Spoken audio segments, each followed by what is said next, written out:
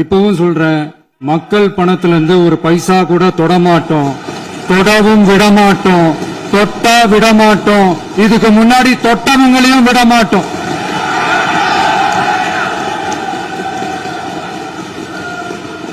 ஒவ்வொரு ஊழலா வெளியில வரும் போலயே ஒவ்வொரு வேஷமா கலைஞ்சிரும் போலயே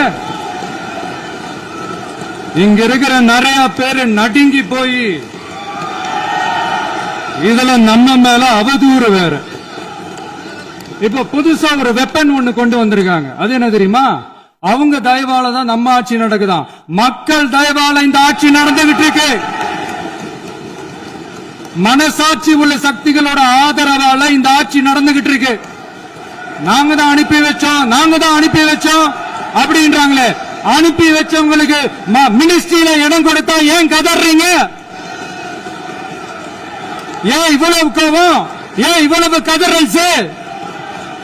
இதுல இன்னொரு முக்கியமான விஷயம், மார்க்சிஸ்ட் கம்யூனிஸ்ட் கட்சி நமக்கு ஆதரவு கொடுத்தது சுயேட்சையா எடுத்த முடிவுன்னு சொல்றாங்க.